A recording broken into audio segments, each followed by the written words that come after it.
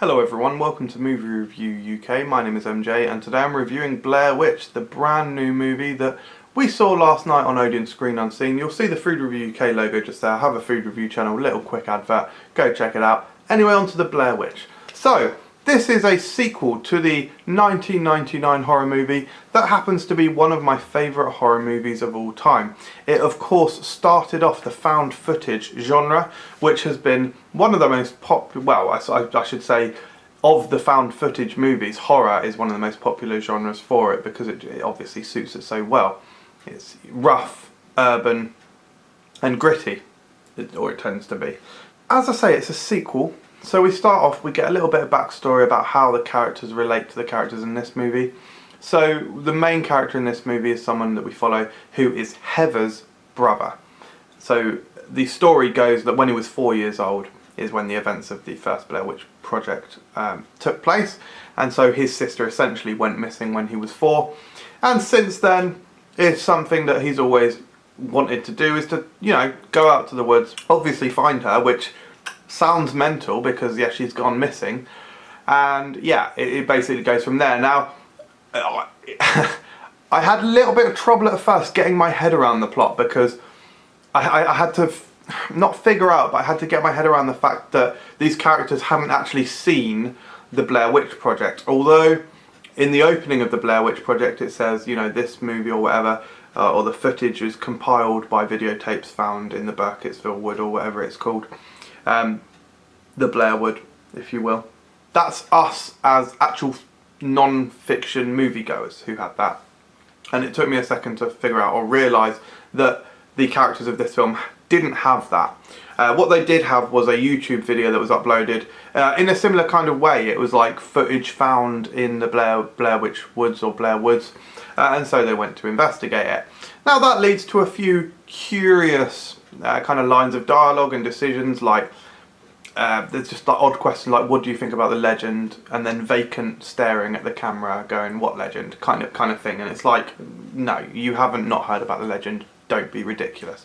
So there were little things like that were a little bit irritating, and that I hope you know, very minor spoilers I hope you're not too irritated by. The acting in the movie is not particularly bad. There's nothing incredible in there, but it's serviceable. And for the first half of the movie, I actually bloody well loved it. I really thought it was great. It was very much a similar movie to the first one. Indeed, some of the scenes were far too similar. Like, I don't know if they were trying to homage the first film, but they just came up as straight on, almost trying to remake it, or just not rip scenes off, but basically one of the characters gets drunk the day before they camp. You know, the exact same thing happens in the first one. It's just very strange. It's like, what? Weird decision.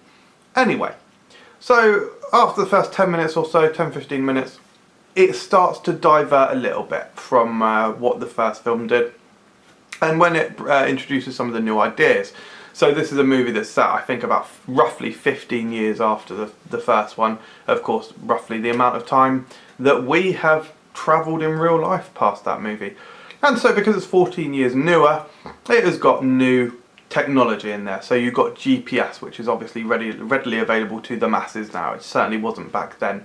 You've got drones, like camera drones, which is great, and other things I couldn't possibly name because I can't remember. Anyway, these elements add a nice little touch.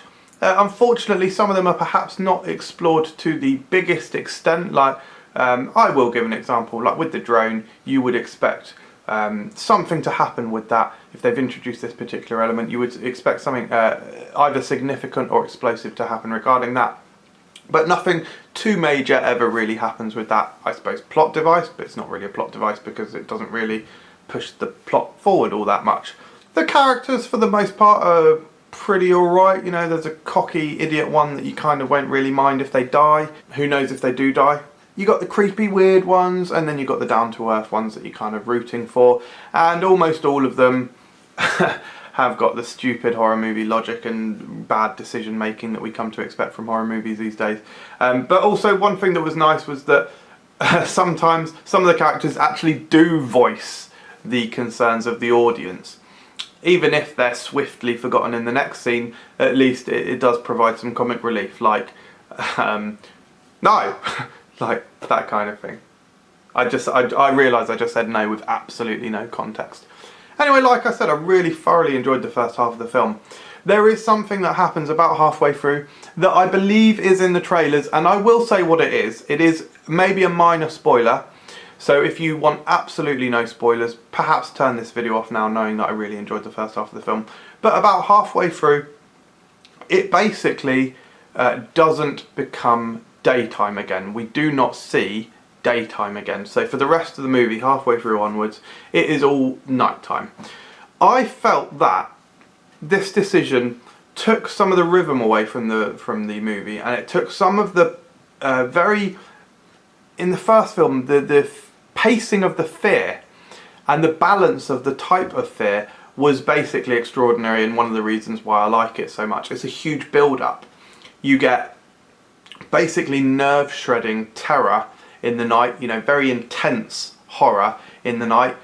Things like the noises and the pattern of the children's hands on the tent in the first one. Incredible.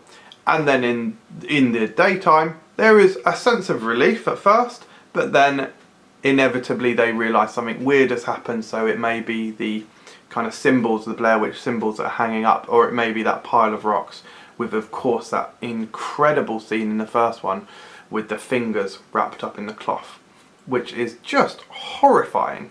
There are one or two horrifying scenes in this new one, but I find that they are more of the either shock factor or the gore factor, because there are some nice elements like that. But there's nothing I would say as big or creepy as some of the moments in the first one. And as I say, removing the daylight element, it kind of removes a little bit of this psychological horror. And as I say, this movie does rely a lot more on scare jumps and whatnot. So yeah, you remove away a little bit of the pacing, and I also felt that, you know, from that point onwards, which was probably 45 to 50 minutes maybe, something like that, the film just perpetually tries to ramp up what's happening, becomes more and more intense, and it kind of never ends. And for me, it kind of ran out of steam. Eventually we get to the culmination point for the film, you know, a thing that is indicated and assumed that is something that we will reach in the film. And we get to that point and the movie still doesn't end. It still goes on for a good 10-15 minutes. So the finale is quite a long one, it's quite drawn out, and as I say, it kind of just keeps trying to get bigger and bigger, but eventually it just kind of, it doesn't have as strong an ending as the first one, in my opinion, and it fizzles out a little bit. Particularly the very last scene, it just is just kind of like, oh, fine, whatever. Now, this sounds like a very critical review. I did actually still really enjoy the movie. I thought it was actually really quite scary. I was definitely, for the first half of the film, I was pretty scared and my heart was beating very fast, and indeed even in the finale scene my heart was pretty much racing. So I'm not being too critical here, guys. I did enjoy the film. I would give it a very low 7 out of 10. It's very close between a 6 and a 7, but I really did enjoy the first half, and it does a lot of nice things, and blimey, I just really like that it's an actual sequel and not a reboot. Thank you very much for watching Movie Review UK, everyone. Hope you enjoyed it, and I hope that you go check Blair Witch out, as it is definitely worth a watch. Thanks again, and subscribe for more videos.